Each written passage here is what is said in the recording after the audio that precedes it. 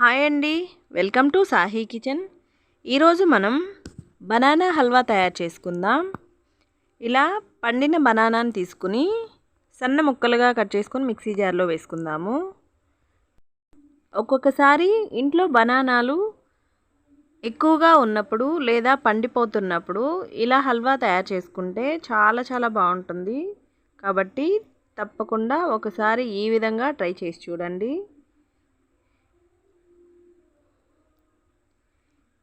ఇలా సన్న ముక్కలుగా కట్ చేసుకుని ఇప్పుడు మెత్తని పేస్ట్లా మిక్సీ పట్టుకుందాము. ఈ విధంగా మిక్సీ పట్టి పక్కన పెట్టుకోవాలి. ఇప్పుడు స్టవ్ పైన కడాయి పెట్టి 2 టేబుల్ స్పూన్ల నెయ్యి వేసుకొని జీడిపప్పు వేసి ఫ్రై చేసుకుందాము.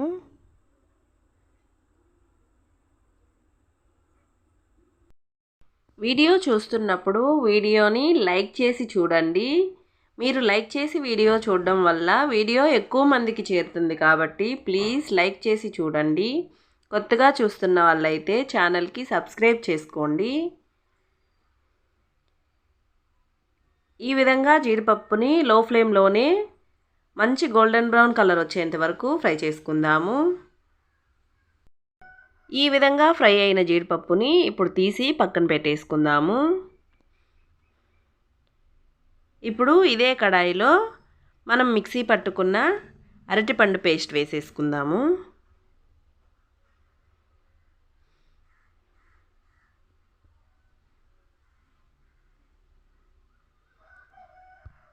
ఇలా మొత్తం వేసేసుకుని కలుపుకుంటూ ఉడికించుకోవాలి. ఈ హల్వాని మనం స్టవ్ దగ్గర ఉండి చేసుకోవాలి, లేదంటే అడుగు పట్టేస్తుంది. ఇలా కంటిన్యూస్గా కలుపుకుంటూనే ఉండాలి.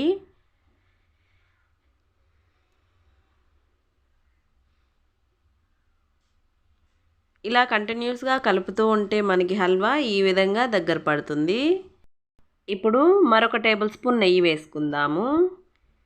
ఇలా మధ్యలో నెయ్యి వేసుకుంటూ కలుపుకుంటూ ఉండాలి. ఈ హల్వా మొత్తం నెయ్యి ఫ్లేవర్తో చాలా టేస్ట్గా ఉంటుంది.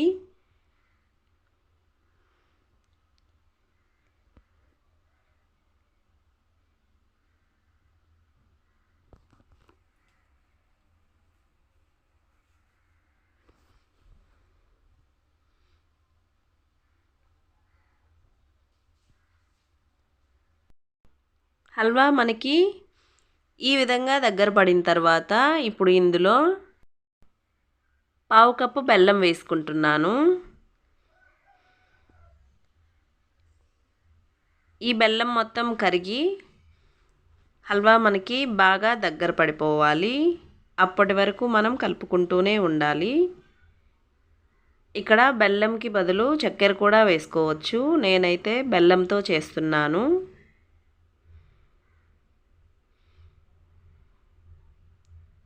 ఇలా కలుపుకుంటూ ఉంటే మనకి బెల్లం చక్కగా కరిగిపోతుంది.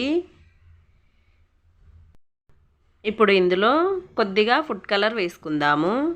ఇది పూర్తిగా ఆప్షనల్. ఇష్టం ఉంటే వేసుకోండి, లేదంటే స్కిప్ చేసేయండి.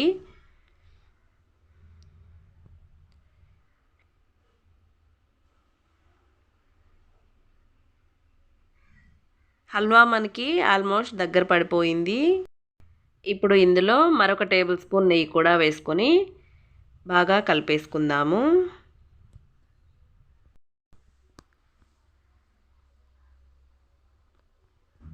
ఇలా నెయ్యి మొత్తం హల్వాలోకి కలిసిపోయేంత వరకు బాగా కలుపుకోవాలి. మనకి హల్వా దగ్గర పడిందని ఎలా తెలుస్తుందంటే ఇక్కడ మనకి వేసిన నెయ్యి మొత్తం పీల్చేసుకుంటుంది. అదే మనకి హల్వా దగ్గర పడిందంటే ఈ విధంగా వదిలేస్తుంది. అప్పుడు మనకి హల్వా రెడీ అయిపోయినట్టు. ఇప్పుడు మనం ఫ్రై చేసుకున్న జీడిపప్పు కూడా వేసి ఒకసారి బాగా కలిపేసుకుందాము. అలాగే కొద్దిగా ఇలాచీ పొడి కూడా వేసి బాగా కలిపేసి స్టవ్ ఆపేసి సర్వింగ్ ప్లేట్లోకి తీసేసుకుందాము.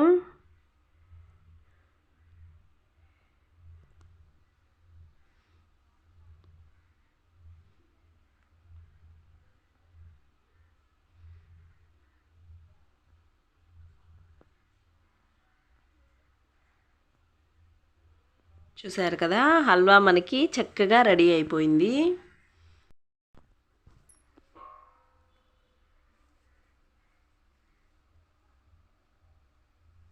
ఈ విధంగా సర్వింగ్ ప్లేట్లోకి తీసేసుకుని పూర్తిగా చల్లారనివ్వాలి. ఈ హల్వా మనకి వేడివేడిగా తినడం కన్నా చల్లారిన తర్వాత తింటే చాలా చాలా బాగుంటుంది. అంతే అండి, చాలా సింపుల్గా బనానా హల్వా మనం తయారు చేసుకోవచ్చు. ఈ వీడియో మీకు నచ్చినట్లయితే ప్లీజ్ వీడియోని లైక్ చేయండి, షేర్ చేయండి, సబ్స్క్రైబ్ చేయండి.